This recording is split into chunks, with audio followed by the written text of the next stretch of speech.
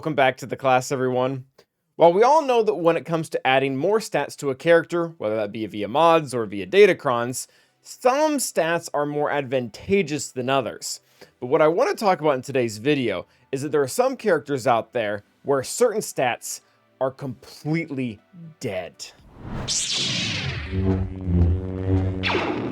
And while we have numerous examples of this in this entire video, because that's kind of the whole point, one of the best examples has to be General Grievous. Now, General Grievous is an attacker both in title and in functionality, but funnily enough, offense is going to do absolutely nothing for him because it is, in how the title says, a completely dead stat. And the reason for this is that when we go into each one of his abilities, we are going to find a line like this, or at least similar to this, where it says Grievous attacks deal damage based on his max health instead of his physical offense. It's true on his basic, it's true on his AoE special, and it is true on his other special as well. I had a conversation a while ago with someone where this was a little bit confusing because they thought that his kit worked very similar to that of First Order Executioner, where First Order Executioner, if you are not aware, does deal damage based off of his max health. That is a fact. It's in his unique right here where it says First Order Executioner's bonus offense equal to 5% of his max health. The difference is, and you can probably already see this in the verbiage, it's bonus offense, meaning he is actually using his own offensive stat, whether it be in a primary, a secondary, or actually in the mod set itself, or again on a datacron. So he's using both of them at the same time. Grievous, much as the basic ability says, is using max health instead of physical damage. So any offensive stats that you give him are effectively doing nothing at all. Now, I will say, and this is probably important, crit chance and crit damage can actually be used to great effect on General Grievous, because while the initial damage based off the attack is based off of max health, the multiplier for critting is exactly the same as it is on any other normal character, where critical damage is amplifying it to do even more damage. Now, next up on the list is going to be Crew, and you probably have never thought about Crew in this way, but I have actually seen potency sets and primaries on Crew, because you look at him, and he is a character that does deal multiple debuffs. He has tenacity down on his basic, as well as a 2-turn stun, which is fantastic, on his special.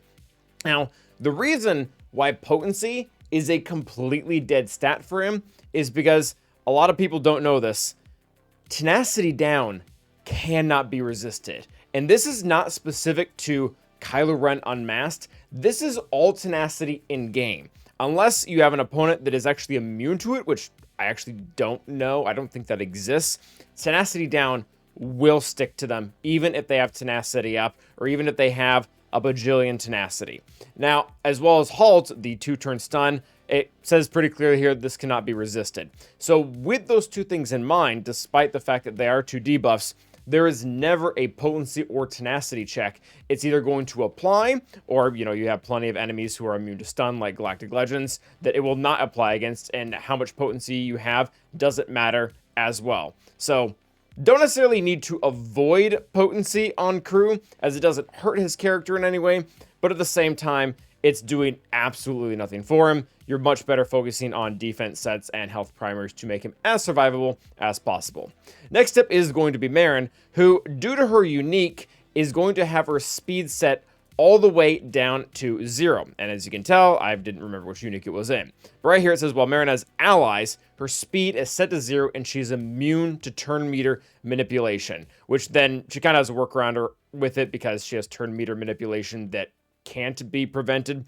But at any rate, it doesn't matter how much speed you put on her or what team that composition she's in where she could be gaining speed, because it is always going to be set to 0, and how CG designed her to take turns was via debuffs. So again, doesn't really hurt her, but as you go over her mods, especially an arrow, which I think most people just put a speed arrow on by default, look at other stats. I really like protection, as it stops damage from thermal detonators from Jabba, which are irresistible.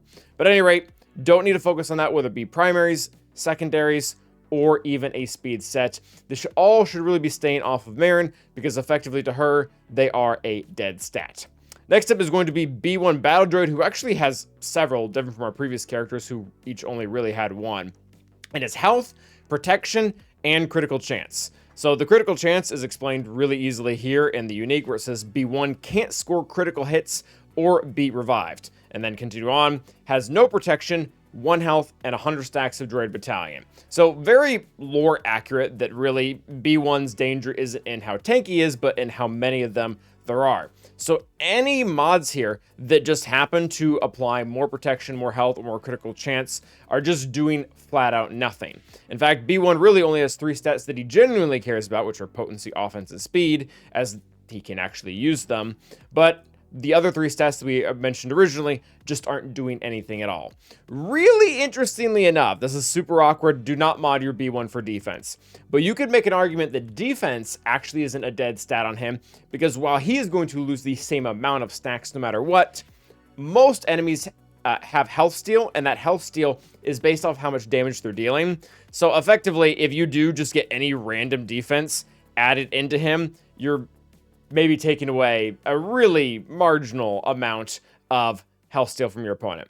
But at any rate, our next category is also going to be focusing on critical chance as well as offense and crit damage. This is really simple. All 4 of these characters can actually deal damage. Wat Tambor hands out techs, revives. Hoda gives his buff out, gives turn meter. Tusken Chieftain, leadership, dots, cleanse, momentum. 3PO, confusion, other things. They just don't deal damage. In fact, the only time that I've ever seen one of these characters deal damage was, I believe, in one of the TBs, there was a very specific event ability where anyone could like shoot down from a ship, and that way he could deal damage. It was always really funny because he would have like 86 stacks of courage, so he would just insta-kill anything.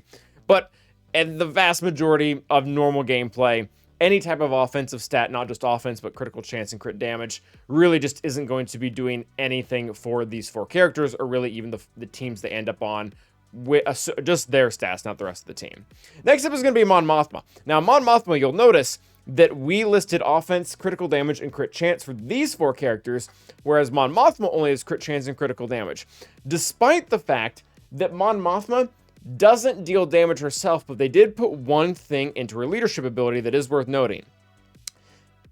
Mon Mothma, or where is it? She and all Rebel fighter allies gain 8% of their combined base max health, protection, offense, defense, potency, and tenacity.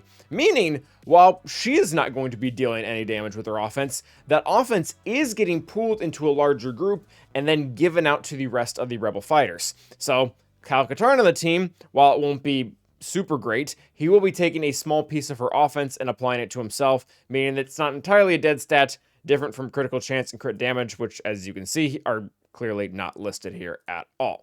Next up is going to be, this one feels kind of dumb to talk about. It fits the criteria for the video, so I figured we'd mention it. But you do have to be on the lookout. There are some characters out there that just have these really fun words in their unique, where it just says, his attacks can't be evaded. So, accuracy arrow, which nobody was putting on almost all characters, let alone Lord Vader and Maul. It's just not doing really much at all. Same exact thing could be said for Maul.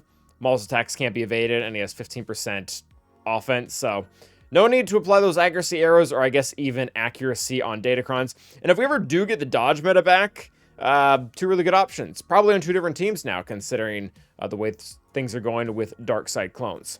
Now, the next group of characters, and by next group I mean this one, the stats aren't entirely dead, but they're basically functionally dead. So we're going to keep them kind of in the same list, but do note, it's not as serious as these characters where, again, Merrin's speed is literally set to 0, or Grievous's offense is completely replaced by max health.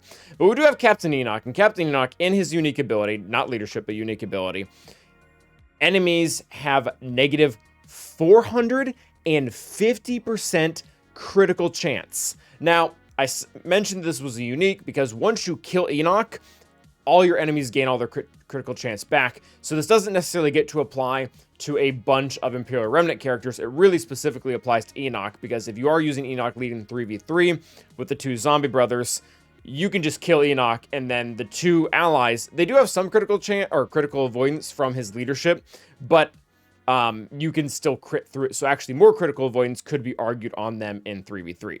But at any rate, there is no point at putting more critical avoidance on Captain Enoch, because at 450% negative crit chance for your enemies, that means an enemy character has to have an advantage, which will give them 200% extra critical chance.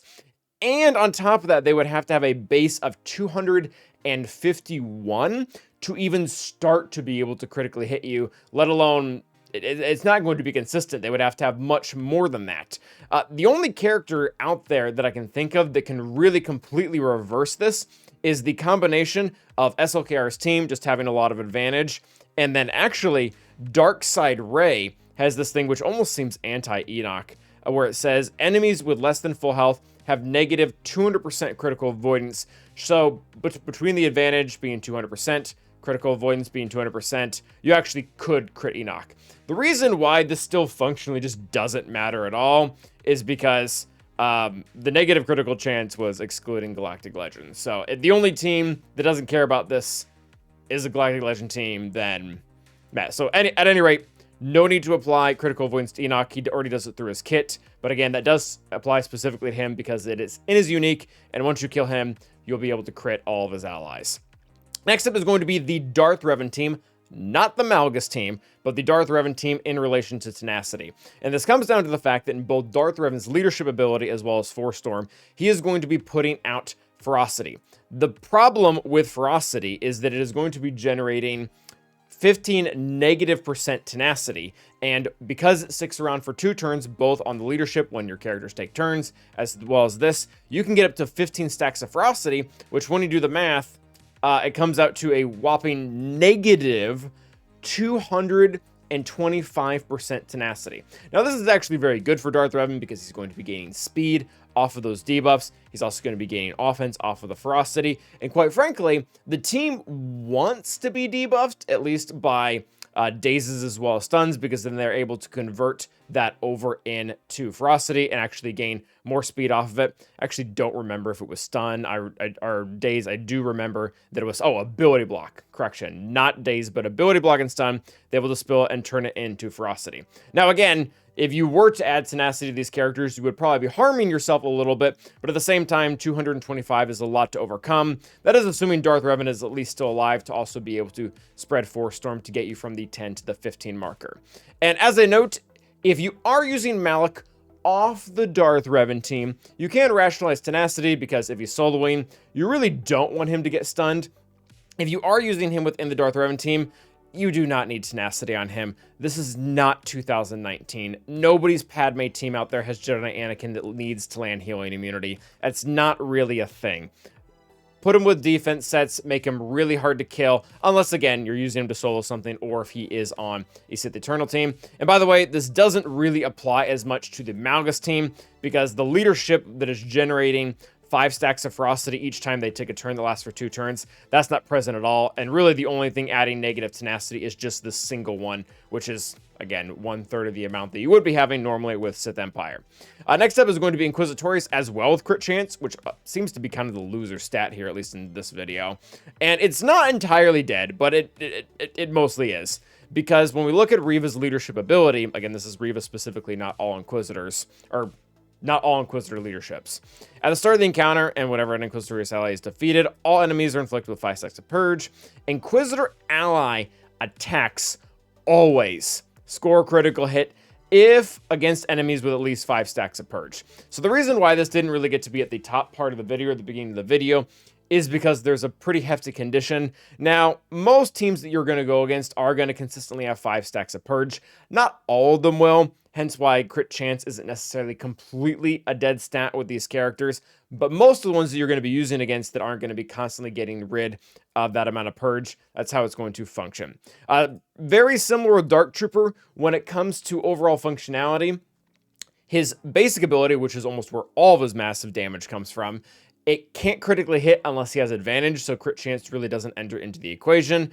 The reason why it's not at the top of the list is because that doesn't apply to his special ability, which is actually kind of relevant because back when troopers used to counter Darth Revan, you actually had to really be careful with that AoE, because if you had too much critical chance and you crit Malak, then not only was Dark Trooper feared, but you were locked behind Malak, and you would probably actually lose the whole match based off of that. So that is going to be our video about certain characters who have certain dead stats. Let me know if there are any other characters, particularly like in the crew scenario. He was the only one that came right to mind, but there's got to be other characters out there that have debuffs that are all irresistible that someone might be tempted to put potency on. But at any rate, thank you guys for watching, and stay awesome.